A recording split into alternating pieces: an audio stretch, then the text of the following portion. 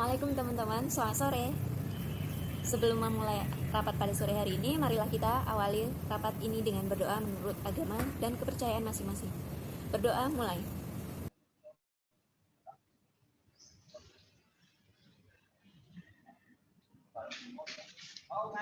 Berdoa selesai. Apa kabar teman-teman? Baik. Alhamdulillah baik. Alhamdulillah. Masih semangat kan buat mempersiapkan acara Coffee Talk? Masih dong. Masih. Harus semangat. Oke. Mantap. Berhubung kita udah hamin 1 bulan, jadi kita mulai melaporkan progres dari masing-masing si ya. Kita mulai dari si PDD pada saudari Zami, kami persilakan. Oke, baik. Assalamualaikum warahmatullahi wabarakatuh. Waalaikumsalam warahmatullahi wabarakatuh. Oke, laporan dari si PDD yang pertama untuk desain pamflet, tenan, terus musik, brewing itu udah ready. Jadi kita dari masing-masing dari si PDD udah desain. Lalu buat pembentukan desain logo juga udah. Dan nanti kita H-3 kita udah mempersiapkan dekorasi untuk acara di Coffee Talk besok. Mungkin pas hari H kita juga udah membagi antara job desk dari si PDD, ada yang live IG, record, terus sama dokumentasi kayak gitu. Mungkin ada masukan lain dari si PDD. Makasih. Oke, berarti persiapan PDD udah 70% ya. Berarti tinggal konsep dekorasi untuk hari H aja.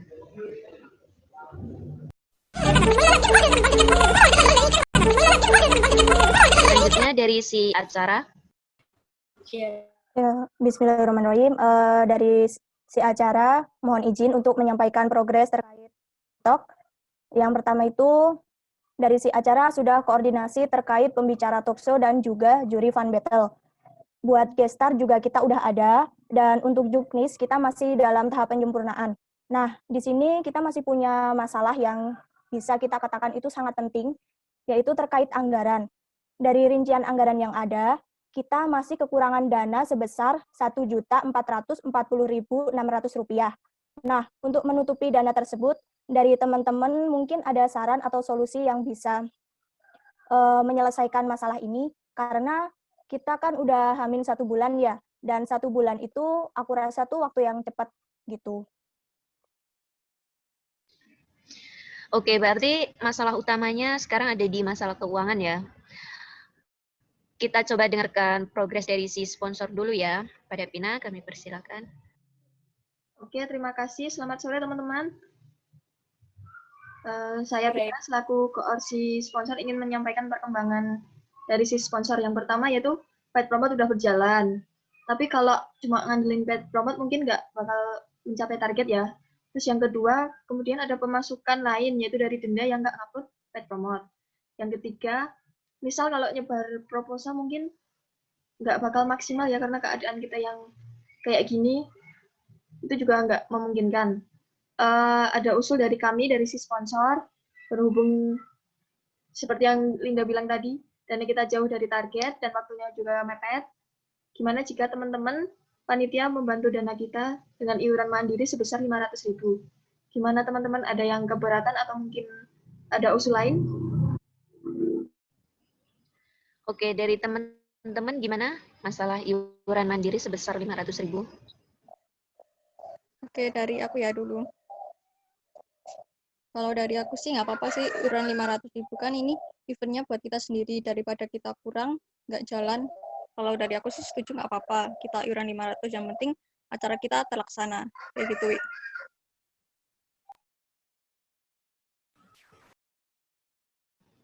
Dari Putri, Eli mungkin? Setuju. Dari aku setuju. Dari aku tuh nggak setuju ya teman-teman. Ya apalagi iurannya tuh 500.000 itu terlalu besar. Ya tahu sendirilah, apalagi buat anak kosan yang harus dibagi buat makan, buat bayar kosan, buat memenuhi kebutuhan lainnya. Aku rasa 500 itu terlalu besar dan juga membebani orang tua kita. Ya kita sadarlah kalau kita itu masih minta uang orang tua buat mencukupi kebutuhan kita.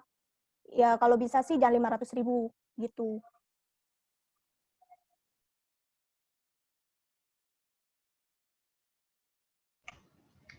Dari Novia, mungkin ada tambahan? Teman-teman, sinyal ini sempat bermasalah.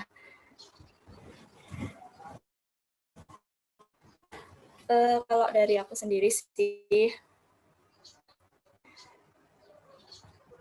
nggak setuju ya, soalnya gimana ya, finalnya tuh gitu, jadi buat anak kos itu sedikit terbebani gitu loh. Apa ya, kalian kan enak nih tinggalnya sama orang tua, jadi kan bisa apa ya, koordinasi langsung. Kalau benar-benar harus kebagi gitu loh sama kebutuhan yang lain, jadi tolonglah mengerti gitu. Terus mau gimana dong? Kita kan udah mepet hari H. Misal kalau nggak iuran dari uang mandiri, kita mau dapat uang dari mana lagi? Coba mungkin ada solusi lain? Teman-teman dari teman-teman gimana? Tapi gini loh teman-teman, emangnya kalian tuh nggak kasihan sama orang tua kalian? Kita sadar dirilah, kita juga masih minta uang sama orang tua kita. Menurutku, kalaupun kita bilang ada iuran sebesar 500.000, ya kita belum tentu beranilah bilang gitu. Soalnya kita mempertimbangkan juga gimana orang tua kita saat dengar iuran sebesar 500.000. Jadi kalau dari aku, sebisa mungkin jangan sampai 500.000 lah buat iurannya.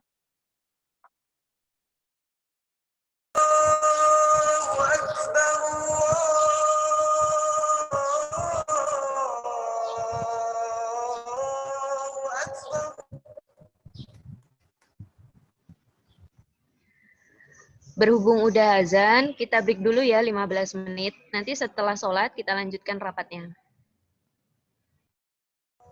Oke.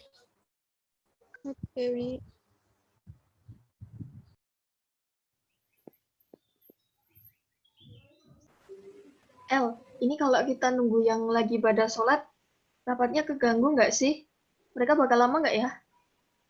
Enggak sih, Pin. Ini kan waktunya cuma 15 menit. Kita juga dapat kesempatan untuk istirahat sebentar. Ya juga sih, tapi kan sholatnya bisa nanti habis rapat.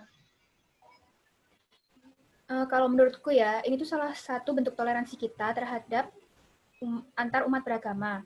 Jadi kan kita hidup berpedoman dengan Pancasila, yang dimana kita harus mengamalkan nilai-nilai Pancasila. Salah satunya ya gini, Pin, toleransi antar umat beragama. Bener juga sih. Kita kan juga hidup berpedoman dengan Pancasila ya. Yang dimana sila pertama tuh ketuhanan yang Maha Esa, yang berarti seluruh masyarakat Indonesia berhak menjalankan ibadah sesuai dengan keyakinan masing-masing. Jadi kita harus menghargai, gitu ya El ya? Ya benar banget, Pin. Kita harus saling toleransi sesuai dengan sila yang pertama. Gitu.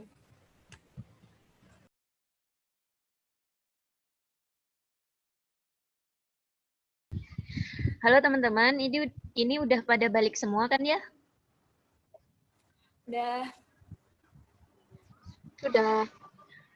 Kita lanjutin ya rapatnya. Jadi masalah kita itu karena dana yang masih kurang mencukupi. Dari sponsor tadi mengusulkan untuk mengadakan iuran mandiri sebesar 500.000. Kalau dari aku sendiri setuju untuk mengadakan iuran mandiri, tapi mungkin bisa diturunkan menjadi 250 untuk jalan tengahnya. Gimana menurut teman-teman? Kalau menurutku sih kalau 250 masih kurang ya. Gimana kalau jadi 300.000?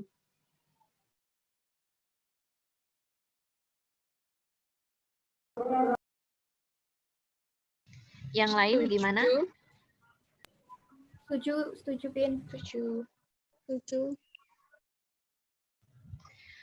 Oke, berarti masalah tadi gimana, Novi? Ya, setuju. Oke, berarti masalah tadi udah clear ya. Kesimpulannya dari rapat hari ini yaitu dari masing-masing sih udah mempersiapkan kebutuhannya dan untuk menutupi kekurangan dana kita adakan iuran mandiri sebesar Rp300.000. Mungkin ada tambahan dari teman-teman? Oh ya teman-teman, dari aku mau minta maaf karena Mungkin tadi ada kata-kata aku yang nyinggung perasaan teman-teman dan terkesan terlalu mengedepankan ego aku sendiri. Jadi dari aku minta maaf ya teman-teman semua. Oke, aku dari mewakili si sponsor juga mau minta maaf karena udah ngambil keputusan secara sepihak. Maaf juga kalau tadi ada kata-kata yang kurang berkenan. Ada Oke, kalau tambahan lagi? Oh ya, silakan Zam-Zam. dari aku minta maaf juga kalau ada kata yang kurang berkenan. Semoga acara besok bisa berjalan lancar ya guys. Semangat. Semangat, semangat guys. Semangat semuanya. Oke, sekian rapat pada sore hari ini. Kurang lebihnya mohon maaf. Wassalamualaikum warahmatullahi wabarakatuh. Waalaikumsalam warahmatullahi wabarakatuh. Dari cerita yang kami tampilkan tadi merupakan salah satu contoh penerapan nilai-nilai Pancasila di kehidupan berorganisasi. Apa saja penerapan nilai-nilai Pancasila yang dilakukan saat rapat organisasi tersebut? Berikut penjelasannya. Sila ke-1 adalah ketuhanan yang Maha Esa. Dalam video tersebut dapat dianalisis mengenai pengamalan sila pertama, yaitu adanya membuka kegiatan dengan berdoa, kemudian melaksanakan sholat saat memasuki waktu, dan adanya toleransi antar umat beragama. Dapat disimpulkan bahwa hormat dan menghormati, serta bekerja sama antar pemeluk agama dan penganut-penganut kepercayaan yang berbeda sehingga terbina kehidupan yang rukun. Saling menghormati kebebasan menjalankan ibadah sesuai dengan agama dan kepercayaan masing-masing. Nah, kemudian adalah bertoleransi dalam beragama. Dalam hal ini, toleransi ditekankan dalam hal beribadah menurut agama masing-masing. Selanjutnya, menurut Pancasila pada sila kedua, yaitu kemanusiaan yang adil dan beradab, kita sebagai masyarakat Indonesia harus menghargai orang untuk berpendapat, karena manusia memiliki hak asasi manusia yang melekat pada diri manusia sejak manusia itu lahir. Di antaranya adalah hak untuk hidup, hak untuk mengutarakan pendapat, dan hak untuk mendapat pendidikan. Menurut video di atas, hak yang harus dijunjung tinggi adalah hak untuk mengutarakan pendapat dan menghargai pendapat untuk mencapai tujuan bersama. Selanjutnya, bunyi sila keempat yaitu kerakyatan yang dipimpin oleh hikmat dalam permusyawaratan perwakilan. Penerapan sila keempat pada video tersebut yaitu setiap permasalahan bisa diselesaikan dengan cara melakukan musyawarah untuk memperoleh keputusan bersama tanpa ada pihak yang merasa dirugikan. Bunyi pada sila kelima yaitu keadilan sosial bagi seluruh rakyat Indonesia. Penerapan sila kelima pada video tersebut yaitu setiap individu diperlakukan adil dan berkewajiban untuk menjaga keseimbangan antara hak dan kewajiban. Kesimpulan yang dapat kita ambil dari video di atas adalah kita dapat mengetahui bagaimana penerapan sila-sila Pancasila di kehidupan kampus. Kita juga sudah mengetahui bahwa pada dasarnya Pancasila merupakan dasar negara kita, yang mana setiap sila-sila Pancasila ini menjiwai setiap tingkah laku dan tindakan dari seorang individu. Untuk menjadikan seorang yang Pancasilais, maka yang dapat dilakukan antara lain adalah dengan menerapkan sila-sila Pancasila di kehidupan sehari-hari. Contohnya adalah dengan menerapkannya di kehidupan kampus. Nilai-nilai Pancasila memiliki beberapa fungsi. Yang pertama adalah sebagai dasar negara Indonesia. Yang kedua adalah Pancasila sebagai pandangan hidup bangsa. Yang ketiga adalah Pancasila sebagai fasalah hidup yang mempersatukan bangsa. Kemudian pada nilai-nilai Pancasila yang pertama adalah ketuhanan yang Maha Esa, bahwa setiap bangsa Indonesia bebas beragama sesuai dengan haknya. Yang kedua adalah kemanusiaan yang adil dan beradab. Antar manusia saling berpendapat itu saling menghormati ketika berpendapat. Yang keempat adalah kerakyatan yang dipimpin oleh hikmat kebijaksanaan dalam permusyawaratan perwakilan. Setiap orang atau masyarakat ketika memecahkan masalah dapat terpecahkan dengan musyawarah seperti ketika rapat coffee talk itu, maka melalui musyawarah. Yang kelima adalah keadilan sosial bagi seluruh rakyat Indonesia. Setiap rakyat bebas menerima keadilan sehingga dapat dituliskan sebagai fungsi Pancasila sebagai dasar negara.